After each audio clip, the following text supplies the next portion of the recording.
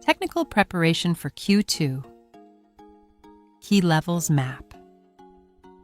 As Q2 begins, markets are at a crossroads. The early April price action will tell us whether Q1's correction was just a growth scare or the start of a deeper structural shift.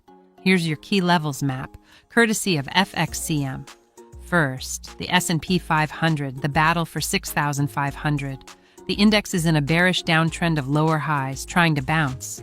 Critical resistance starts at 6,582, the 0.382 Fibonacci retracement.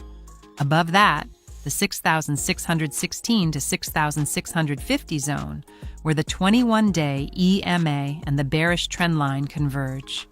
The ultimate bull-bear line is 6,675 to 6,685, the 200-day moving average. A clean break above would shift the trend back to bullish.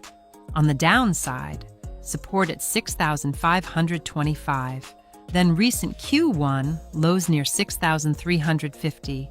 A breach there opens a trapdoor to the institutional capitulation zone at 6,145 to 6,175. Second, the NASDAQ 100, AI exhaustion versus the 20,000 handle. Tech is grappling with massive AI capex spend and valuation concerns. The 200-day MA at 24,500 is key resistance. Any bounce below that is suspect. The critical support is 20,000 to 20,224, a 61.8% Fibonacci retracement. That's the most vital floor for the NASDAQ in 2026.